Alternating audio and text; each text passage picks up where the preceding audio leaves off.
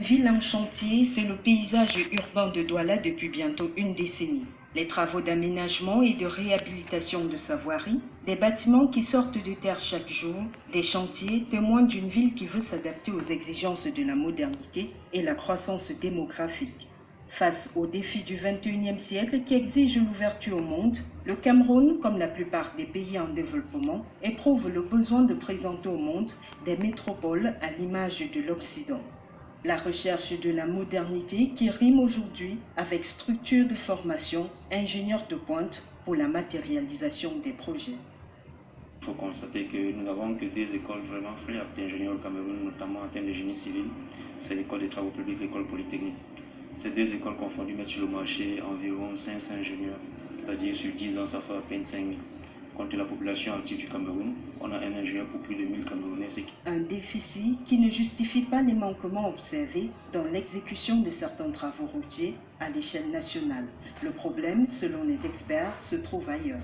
Il est question aujourd'hui de penser à une espèce de recyclage ou bien de formation proprement dit dans le cadre d'une formation orientée vers la spécialisation dans plusieurs domaines d'ailleurs. Pour l'heure, sur le plan national, les unités de formation continue et de recherche en génie civil, génie rural, urbanisme et informatique sont rares. Seuls quelques privés, à l'instar de Erva Consulting, proposent leurs services dans le domaine. Il y a plusieurs modules de formation qui ont été importés de l'extérieur, qui peut justifier le fait qu'on n'ait plus besoin aujourd'hui, par exemple, de s'expatrier pour aller acquérir des connaissances de très haut niveau. Avec cette initiative, les équipes de Erva Consulting donnent la possibilité aux ingénieurs formés localement d'être compétitifs à l'international.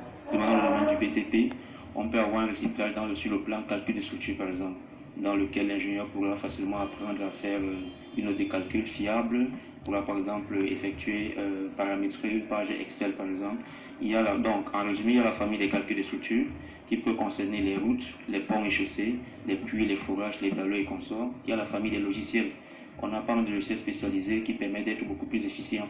Et ensuite, il y a aussi au niveau de l'entrepreneuriat ou bien au niveau de la mise en œuvre des travaux, les diplômes, les formations qui dérivent sur les diplômes, par exemple, d'entrepreneurs, de directeurs techniques, de directeurs des travaux, de conducteurs des travaux, qui n'existent nulle part au Cameroun. La nouvelle dynamique, impulsée par Erva Consulting, semble aujourd'hui convaincre. On a eu à avoir formé, à recycler plusieurs personnes, par exemple, au niveau du ministère des Travaux publics, au niveau des communautés urbaines, par exemple, et au niveau même des établissements académiques, notamment à l'ENSTP.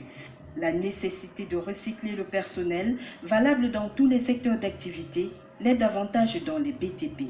C'est à coup sûr la seule garantie d'avoir aujourd'hui des travaux exécutés de façon fiable. These trucks and lorries abound in some streets